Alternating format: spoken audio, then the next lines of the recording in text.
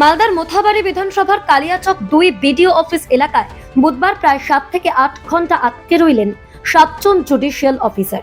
তাদের মধ্যে ছিলেন ৩ জন মহিলাও। ঘটনা ঘিরে তোলপাড় রাজ্য রাজনীতি। সম্পূর্ণ ঘটনাকে পরিকল্পনা মাফিক বলে জনসভা থেকে তোপ দাগলেন তৃণমূল সুপ্রিমো মমতা বন্দ্যোপাধ্যায়। শান্তিতে সবকিছু করুন, শান্ত থাকুন। আমার প্রতি আপনাদের ভরসা আছে কি নেই? বিশ্বাস আছে কি নেই? আস্থা আছে কি নেই? তাহলে যে কংগ্রেস বদনাম করেছে কালকে মালদায়, তাদের ক্ষমা করব না। আর এর পেছনে অমিত শাহ আছে, অমিত শাহকে ক্ষমা করব না।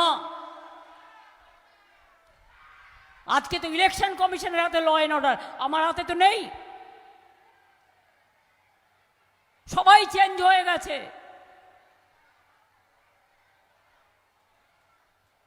মানুষের ভোটগুলো তুলে দিন, মানুষের ভোটাধিকার ফিরিয়ে দিন। এর জন্য রাস্তা থেকে সুপ্রিম কোর্ট আমি সব লড়াই করেছি। তাই ২২ লক্ষ লোকের নাম যাদের বাদ দিয়েছিল তাদেরটা অলরেডি তোলা হয়েছে। বাদ বাকিরাও অ্যাপ্লাই করুন। কোর্ট যে অর্ডার দিয়েছে মেনে চলুন, মাথা গরম করবেন না। অন্যদিকে ঘটনার জন্য তৃণমূল কংগ্রেসের উস্কানিমূলক বক্তব্যকে দায়ী করেছেন সুকান্ত মজুমদার। এর পেছনে এই যে উস্কানিমূলক কথাবার্তা লাগাতার টিএমসি সুপ্রিমো মমতা বন্দ্যোপাধ্যায় এবং তার দলবলের তরফ থেকে প্রভোকিং যে সমস্ত শব্দ, উস্কানিমূলক যে সমস্ত শব্দ ব্যবহার করা হয়েছে, তারই ফলশ্রুতি আজকে আমরা দেখতে পাচ্ছি। নির্বাচন কমিশনের উচিত মমতা বন্দ্যোপাধ্যায়কে সাবধান করা, যাতে তিনি এসআইআর নিয়ে এই ধরনের বক্তব্য আর না রাখেন। কারণ কিছুদিন আগেই মমতা বন্দ্যোপাধ্যায় বলেছিলেন, আপনারা ঘটি বাটি নিয়ে বাড়িতে যা আছে সব বেরিয়ে আসুন, ঘিরে ধরবেন। আজকে বিচারকদের এই সমস্যার সম্মুখীন হতে হচ্ছে, কালকে কেন্দ্রীয় বাহিনীকে হতে হবে। গোটা বাংলাকে মাননীয় মুখ্যমন্ত্রী একটা অরাজক অবস্থায় নিয়ে গেছে।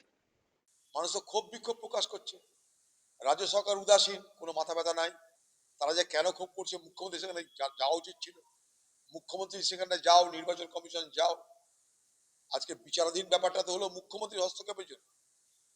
আজকে যদি বিএলও, ডিআরও, এইআরও সবাই মিলে যদি মিলেমিশে কাজটা করতো, তাহলে এই গল্প আসতোই না। লক্ষ লক্ষ মানুষের নাম বাদে কোনো গল্পই আসতো না। তাই এখন তাদেরকে সামলাতে হবে। মালদার মোথাবাড়ি বিধানসভার কালিয়াচক ২ বিডিও অফিস এলাকা নতুন করে ভোটের আগে উত্তপ্ত, সঙ্গে পারদ চড়ছে রাজ্য রাজনীতিতেও।